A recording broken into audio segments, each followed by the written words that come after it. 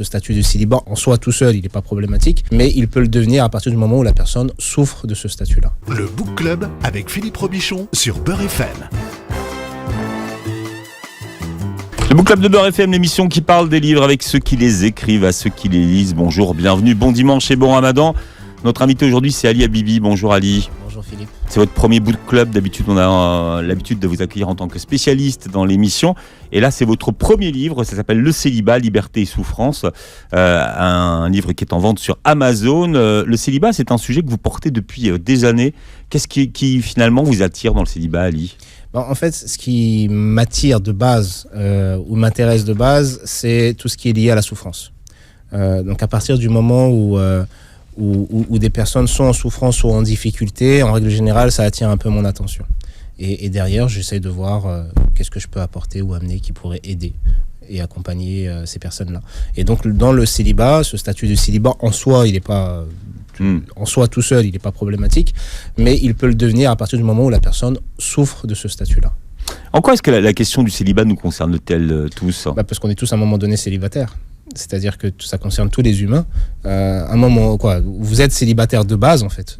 Donc, c'est jusqu'à ce que vous deveniez, jusqu'à ce que vous vous mariez ou vous soyez en couple, vous êtes célibataire. C'est votre identité, ça renvoie justement à votre personne, au fait que vous êtes avec vous-même de base.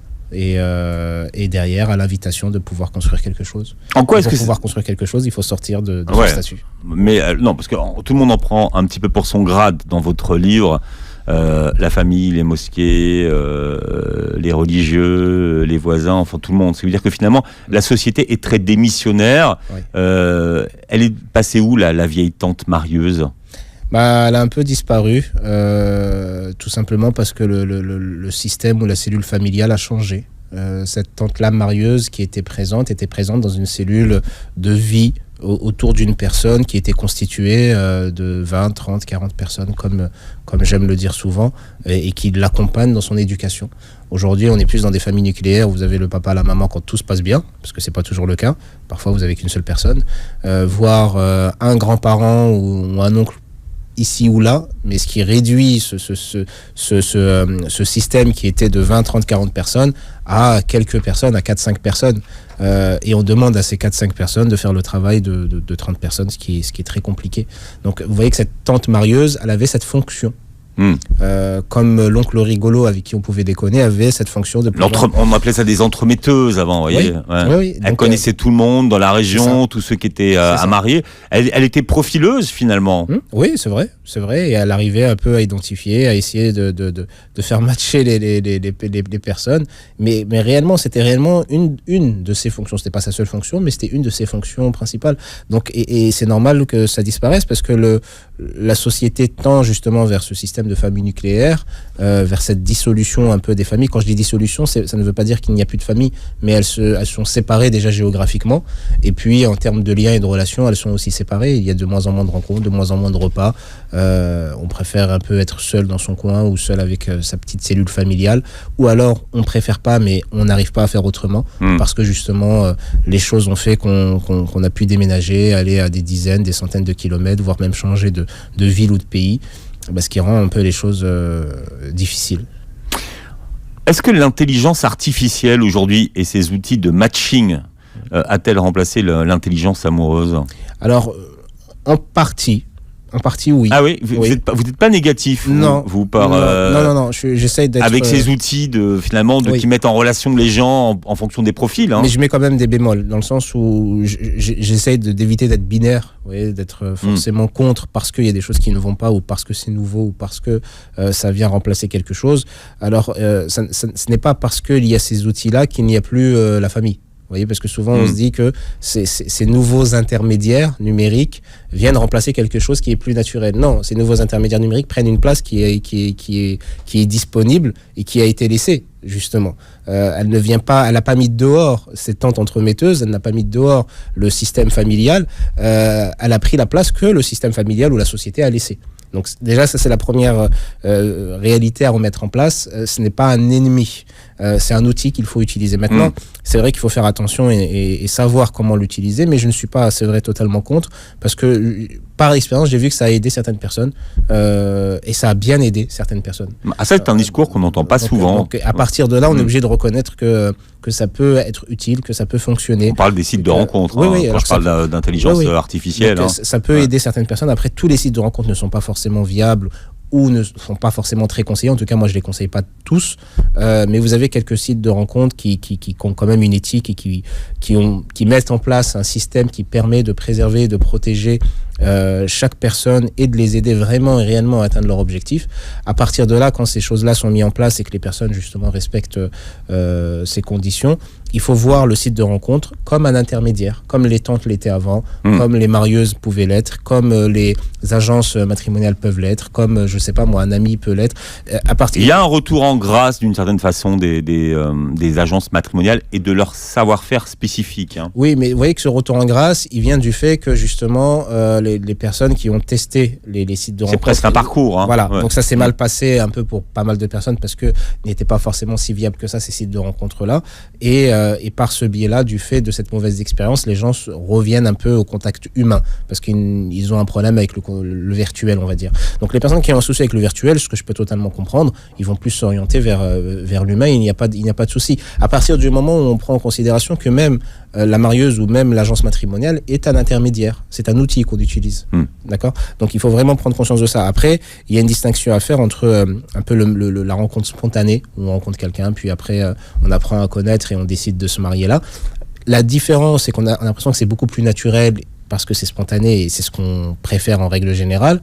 Mais si on veut être un peu plus juste, même cette rencontre spontanée utilise des outils. Vous voyez, la rencontre que vous l'avez faite dans un contexte particulier, dans un cadre particulier, et tout ce système qui est mis en place est considéré comme un outil ou un intermédiaire qui permet la rencontre et qui permet derrière l'échange. Mais je ne suis pas contre absolument tous les sites de rencontres. À partir du moment où le site a une éthique et qu'il met en place vraiment cette éthique et qu'il est vraiment là au service des personnes qui désirent se rencontrer, c'est un intermédiaire et un outil qui peut fonctionner et qui a déjà fonctionné pour de nombreuses personnes. Alors, une des questions qu'on vous pose souvent, Ali, quand on connaît votre métier et ce que vous faites, c'est Ali, comment est-ce que je peux rencontrer la bonne personne ? Oui. Qu'est-ce que vous répondez à cette très bonne question ? La première chose, la première réponse que je peux avoir, c'est que déjà dans la formulation, il y a un gros problème pour moi. Ah bon ? Oui, c'est le là. Vous voyez, rencontrer la bonne personne, c'est d'office éliminatoire. C'est d'office éliminatoire. Pourquoi ? Parce que quand vous dites comment rencontrer la bonne personne, ça renvoie à l'idée qu'il n'y a déjà qu'une personne qui pourrait vous convenir. Donc ça réduit quand même les possibilités. Ce que les gens pensent d'ailleurs. Oui, mais c'est une des raisons du célibat aussi. C'est une des raisons. Pourquoi ? Parce que certaines personnes sont dans cette croyance, consciemment ou non, qu'il y a une personne qui viendrait pouvoir leur convenir et répondre à leurs attentes et les compléter d'une certaine manière, et qu'il n'y a que cette personne qui pourrait le faire. Ça veut dire quoi ? Que quand vous avez des prétendants ou des prétendantes ou des possibilités de rencontre, vous êtes quand même dans une démarche il n'y en a qu'un seul en fait, ou une seule qui pourrait convenir. Donc comment vous allez faire pour pouvoir choisir cette personne ? Comment vous pourriez faire pour être sûr que c'est la bonne personne ? Et c'est impossible. Déjà à savoir, et de deux, le fait que ça renvoie à cette idée qu'il n'y a qu'une seule personne, ça renvoie à une idée qui est fausse. Vous voyez, il n'y a pas une bonne personne, il y a des bonnes personnes. Donc, c'est pas comment rencontrer la bonne personne, c'est comment rencontrer une personne qui pourrait me convenir, ou une bonne personne, éventuellement. Une bonne personne serait plus correcte, on va dire. Serait plus correcte, ou une bonne personne qui pourrait me convenir, si on veut rajouter, pour rassurer un peu ces personnes-là, de manière à ce qu'elles puissent ouvrir le champ des possibles, et qu'elles, vous voyez, cette position éliminatoire et même impossible à répondre, c'est-à-dire impossible de trouver, c'est chercher une aiguille en fait, vous voyez, dans une botte de foin, c'est impossible. Donc on va pas chercher cette aiguille-là parce que ce n'est pas faisable, et vous allez éliminer plein de personnes qui pourraient convenir totalement, et là vous allez en gros un peu saboter les possibilités que vous pourriez avoir. Donc dans la formulation, il y a un problème qui renvoie en réalité à l'idée de l'âme sœur. Parce que cette idée de les gens disent toujours, voilà, j'aimerais trouver mon âme sœur. Oui. Et après, personnellement, je suis pas convaincu par cette croyance-là d'âme sœur. Ce qu'il faut savoir, c'est que cette croyance, elle a une origine qui vient du judaïsme. Que vous expliquez très bien dans votre livre. Un peu dans le livre, oui, qui vient du judaïsme et qui vient de l'idée. Et c'est une croyance. Donc ceux qui y croient, ils croient, il n'y a aucun souci là-dessus. Mais il faut juste que les gens se rendent compte que c'est une croyance qui est que Dieu aurait séparé l'âme en deux, un côté masculin et un côté féminin, pour les mettre justement dans les corps sur terre, et que ces deux âmes-là, si elles se rencontrent et qu'elles se marient, ce serait le mariage parfait pour elles. Déjà, dans cette croyance-là, il y a l'idée qu'elles peuvent se marier avec une autre personne, vous voyez, mais pour eux, ça sera moins bon, ou même si ça se passe bien, ça sera moins bien, et si ça se passe pas si bien que ça risque de mal se passer. Mais si elles rencontrent cette personne-là qui vient les compléter totalement, parce que c'était le bout manquant qui avait été séparé initialement, alors le mariage ne peut qu'être merveilleux et harmonieux. Mais vous voyez qu'on part quand même d'une croyance qui est que les âmes sont séparées.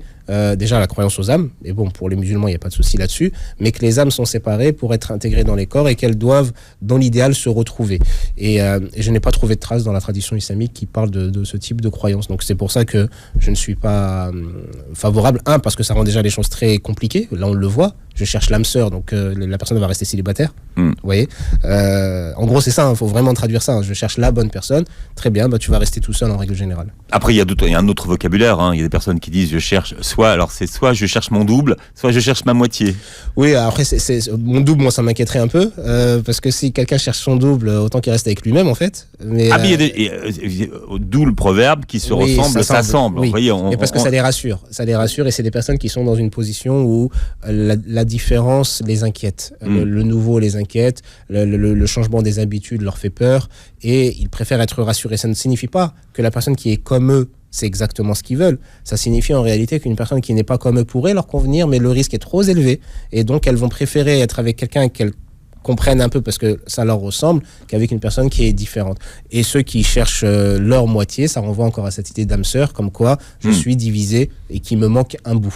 Sans qu'on sache précisément quelle est des deux la solution qui fonctionne la mieux, en termes de résultats et de longévité de couple. Après, c'est vrai que ça dépend des profils, parce que quelqu'un qui est persuadé, qui est dans une position particulière et que ça lui convient, il trouve une personne qui lui ressemble, il peut très bien être content et heureux, et il n'y a pas de mal là-dessus. Mais je n'irai pas forcément dans cette idée de moitié, mais j'irai plus dans une idée de complémentarité. C'est-à-dire que nous sommes complets en soi, mais qu'on a justement des besoins, des manques, des attentes, des choses à offrir, des choses à donner, et de trouver la personne avec qui ça pourrait convenir. C'est le premier book club d'Ali Habibi. J'hésite sur les horaires parce que j'ai pas l'habitude de vous recevoir à cette heure-là, Ali Habibi. Donc dimanche midi 13h, on parle de votre premier livre qui vient de sortir, Ali. Ça concerne le couple, et finalement c'est vrai qu'on vous avait vous nous aviez plus habitués à parler du couple que des célibataires. Donc voilà, c'est l'étape d'avant finalement. Oui, mais en sachant que je parlais aussi des célibataires, mais c'est vrai que comme on me questionnait beaucoup plus sur les relations de couple, les gens pensent que je ne reste focalisé que sur le couple, alors que je m'intéresse au couple, à la famille, au célibat, aux différentes souffrances psychiques des personnes, même seules. Donc il y a pas de souci. En plus, c'est lié.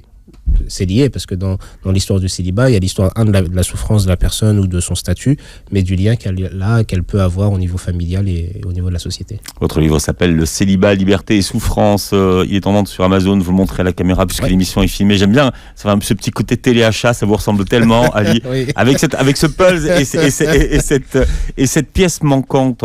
Est-ce que l'augmentation du nombre de célibataires aujourd'hui, ça correspond à une crise du mariage ou ça n'a rien à voir ?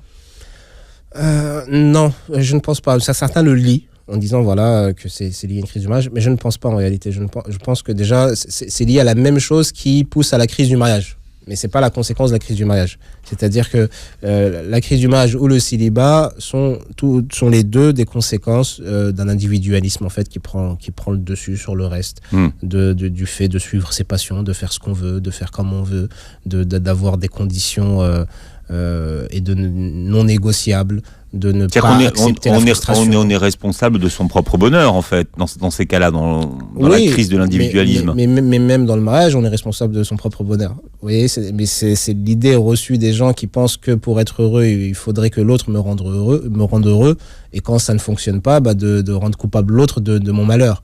Alors que les couples qui fonctionnent sur du long terme et qui sont épanouis sont des couples ou sont des personnes qui étaient heureux ou heureuses avant de se marier. C'est ce que vous dites, c'est que finalement le secret des gens les plus heureux, c'est que c'est des gens qui étaient déjà heureux avant. Bien sûr, et qui en réalité dans le mariage vont choisir une personne qui va continuer à qui va les accompagner dans l'évolution de leur bonheur. Mais c'est pas des personnes qui vont être l'étendard ou le sauveur ou celui qui va apporter le bonheur à l'autre ou qui va essayer de soigner la personne. On n'est pas responsable du bonheur des autres. Ah non, on n'est même pas responsable des autres, on est responsable de nous-mêmes. On est responsable de nous-mêmes. Après, à partir du moment où on rentre qu'on crée un système familial, on prend plus de responsabilités. Là, on a une part de responsabilité dans la relation, voire même au niveau de la famille. Mais attendre que l'autre vous apporte ce que vous n'avez pas rend les choses compliquées et difficiles parce que ce n'est pas sûr qu'il y arrive. Il y a même peu de chances qu'il y arrive. Et que le vrai secret ou un des vrais secrets, c'est vraiment de travailler sur soi, d'être heureux seul. Et ça ne veut pas dire de rester seul, mais c'est de choisir une personne qui vous accompagne dans votre bonheur, tout simplement, et de ne pas mettre sur l'autre, sur ses épaules, un poids qu'il ne peut porter et de créer des injustices en réalité.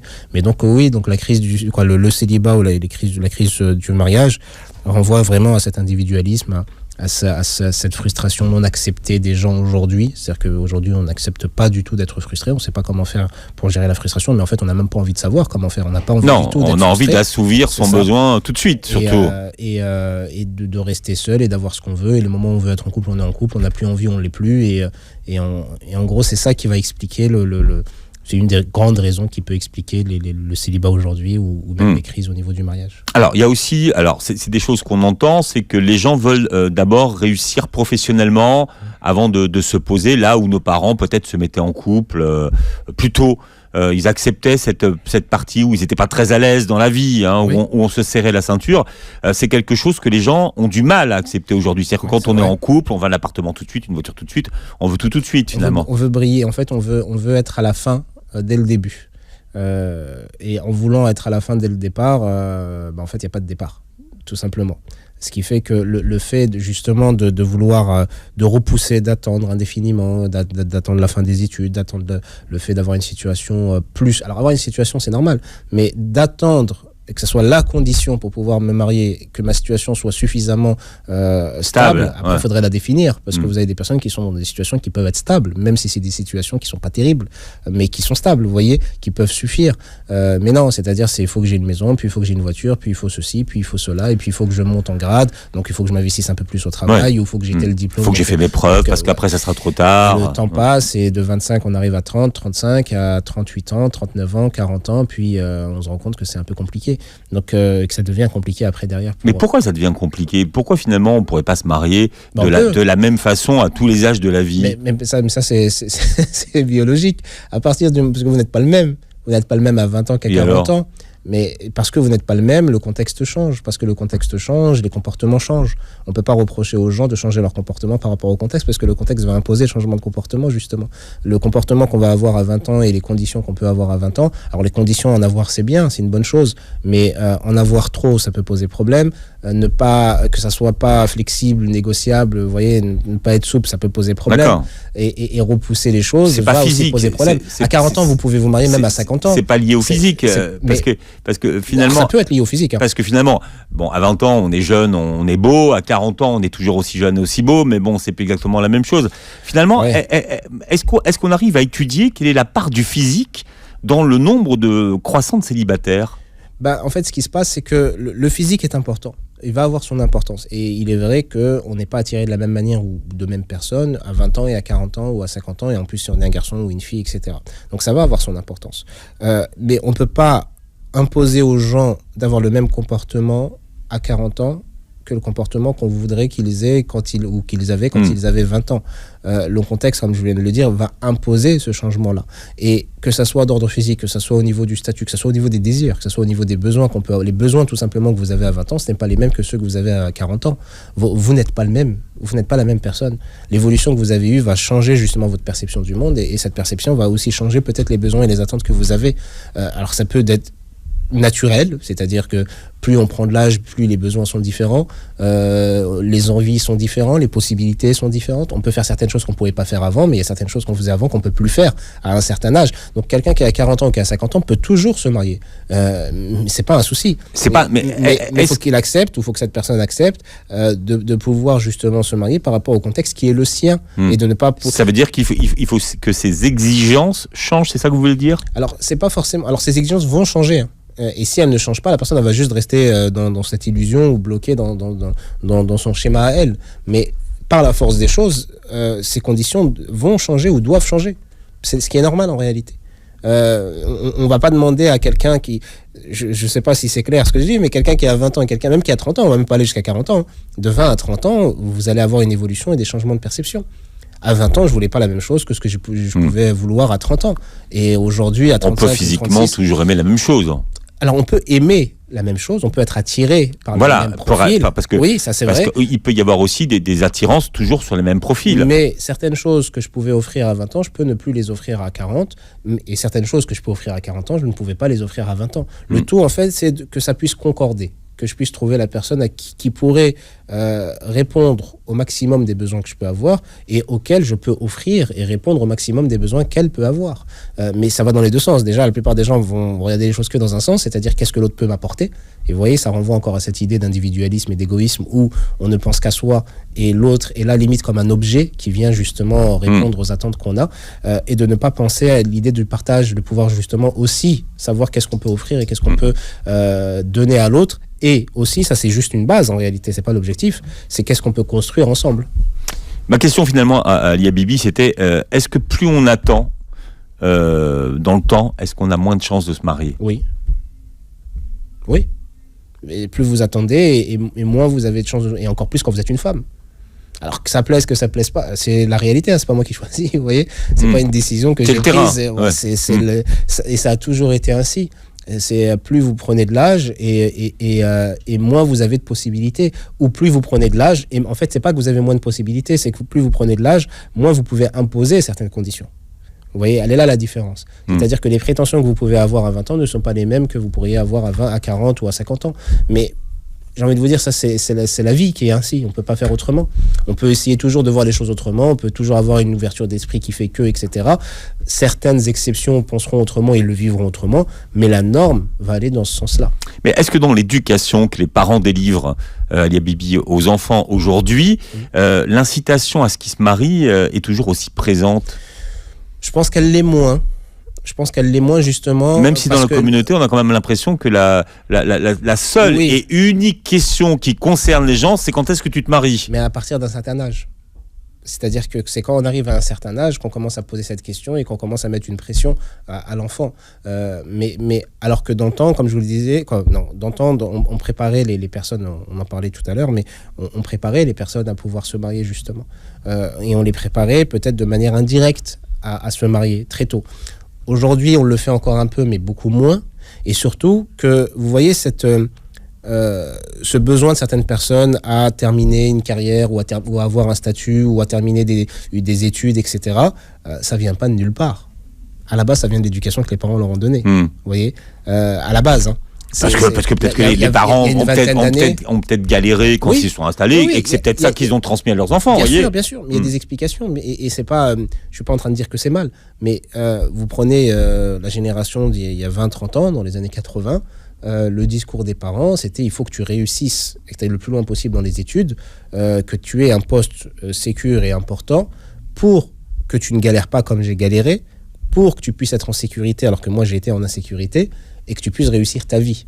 Le fait de focaliser sur cet objectif-là fait que tous les autres objectifs sont mis de côté et on se focalise là-dessus. Et puis, ça a donné cette idée maintenant de, voilà, il faut que je pense à moi, il faut que je me sécurise, etc. Alors que le message, au fond, n'était pas celui-ci. Le message, au fond, c'est, faut pas que tu galères comme j'ai galéré, mais il faut quand même que tu vives et que tu construises aussi. Et aujourd'hui, une des solutions que je propose, c'est de pouvoir faciliter aussi le mariage aux personnes qui sont beaucoup plus jeunes, qui ont la vingtaine, qui sont justement dans une démarche d'études. Alors que là, les parents freinent. Aujourd'hui, oui. C'est ça. En fait, les parents, dans ces cas-là, quand ça arrive et que quelqu'un... Mais pourquoi ils freinent ? Parce que justement, ils sont pas rassurés. Ils sont pas rassurés. C'est pour l'enfant qui freine. C'est pas par jalousie ou par égoïsme du parent. C'est parce qu'ils pensent que l'enfant n'est pas encore prêt ou que le couple ne sera pas en sécurité. Mais après, c'est au couple de rassurer aussi les parents en leur montrant qu'ils peuvent très bien être en sécurité tout en étant des étudiants ou en étant des jeunes travailleurs ou en étant dans une situation qui est peut-être précaire, qui n'est pas forcément terrible, mais ça ne les a pas empêchés, ces parents, de se marier dans ces situations précaires et de pouvoir construire une famille. Il y a plus de gens qui assument leur célibat en disant voilà, c'est mon choix, je suis célibataire et heureux et fier de l'être, ou est-ce que c'est plus une souffrance que le célibat ? Alors je sais pas, je pourrais pas vous dire, j'ai pas vraiment de chiffres et il serait, je pense. C'est-à-dire que vous, ceux que vous voyez, oui. c'est plutôt des gens en souffrance. C'est ça. Ceux que je vois, c'est plus des gens en souffrance ou en souffrance déclarée ou souffrance transférée. Mais elle est soit déclarée, soit transférée, la souffrance. Mais les personnes qui vont assumer, être libres de leur choix et assumer leur choix et très bien le vivre, je vais en voir, qui peuvent venir me voir pour d'autres raisons, mais pas liées à cette problématique-là. Mais je vais forcément moins les voir. Donc, est-ce qu'ils sont plus nombreux ou non ? C'est impossible de vous dire. Est-ce que c'est plus facile dans la communauté musulmane aujourd'hui d'assumer le fait d'être célibataire, d'assumer le fait de ne pas vouloir se marier, d'assumer le fait de ne pas vouloir avoir d'enfants surtout ? Alors, est-ce que c'est plus facile et de le dire, de dire plus facile qu'avant, oui, de le dire, parce qu'avant, vous regardez avec des yeux, vous étiez un monstre. Oui, mais les limites, c'était même presque pas trop possible de pouvoir le faire avant. Donc, est-ce qu'aujourd'hui, c'est plus facile de le revendiquer ? Oui. Est-ce que c'est une bonne chose ? Je sais pas. Est-ce que c'est plus facile que dans d'autres communautés ou dans d'autres cellules familiales ? Pas si sûr que ça. Donc c'est peut-être un peu plus facile que le passé, mais ça reste quand même difficile. Vous avez quand même beaucoup de gens qui en souffrent, d'autres qui ne sont pas forcément compris, certains qui peuvent être un peu rejetés par la famille. Quand je dis bien un peu rejetés, c'est dans le sens où ça peut être des parents qui vont les bouder ou qui vont justement remettre ça sur le tapis continuellement. Et ça peut justement séparer et c'est là où il y a un paradoxe quand même qui est dangereux. C'est que le parent, pensant bien faire en rabâchant sur le sujet, ne fait qu'éloigner son enfant en fait de lui. Et ce qui rend justement des enfants qui vont moins visiter les parents, justement pour ne pas être saoulés ou blasés par le sujet. Alors que si on mettait un peu de côté la chose, on pourrait avoir une relation un peu plus intéressante et meilleure. Et de cette relation meilleure, peut-être aider un peu plus la personne par rapport à son besoin, pas par rapport au sien. Parce que souvent, le parent se positionne, même si c'est pour l'enfant... d'abord par rapport à sa propre... Il se projette par rapport à lui-même. Ses propres besoins. Et l'enfant, justement, ne se sent pas compris ni écouté, ce qui peut poser le plus de problèmes et qui peut justement repousser la personne et éloigner de la personne de ce qu'on attend d'elle. On a vu dans certaines familles des enfants qui étaient ce qu'on appelait des bâtons de vieillesse. Oui, il y avait toujours un enfant qui se sacrifiait pour les parents, pour s'occuper d'eux en fait. Oui. Ils vont avoir cette fonction-là qui est certes louable, mais qui peut poser problème, en tout cas pour le bien-être de la... Après, vous avez des enfants qui le choisissent et qui le vivent bien, mais d'autres qui peuvent avoir l'impression de le subir et qui le vivent un peu mal. Après, la difficulté de le besoin de s'occuper des parents n'est pas incompatible avec le fait d'être en couple. C'est faisable, c'est pas toujours simple, mais c'est faisable. Il faut que la belle-mère accepte. Oui, après, il faut que... Ou l'épouse, ou l'époux, si c'est de l'autre côté, ou l'époux accepte. Mais ça peut être des parents qui vivent avec vous, ça peut être des parents que vous visitez régulièrement. Vous voyez, ça peut être des visites régulières. Mais c'est de ne pas oublier, justement, la position et la place des parents, c'est aussi important. Plus on a de moyens pour se rencontrer, et plus, paradoxalement, les gens ont du mal à se rencontrer. En tout cas, c'est ce qu'on entend. C'est vrai ou c'est faux ? C'est faux. Alors, on n'a pas du mal à se rencontrer, on se rencontre beaucoup. On se rencontre même plus qu'on vit peut-être une époque où on n'a jamais rencontré autant de personnes. Aujourd'hui, la plupart des personnes... Donc, les gens rencontrent des prétendantes ou des prétendants. Oui, alors la crise, elle n'est pas à ce niveau-là, en fait. Ça concerne une petite catégorie de personnes qui n'arrivent pas à rencontrer. Mais cette catégorie de personnes, il faut juste voir qu'est-ce qui fait qu'elles n'arrivent pas à rencontrer. Et est-ce qu'elles ne rencontrent pas réellement ? Mais vous avez une petite catégorie qui ne réussit pas parce qu'ils ne font pas ce qu'il faut faire pour pouvoir rencontrer, mais elle est minime.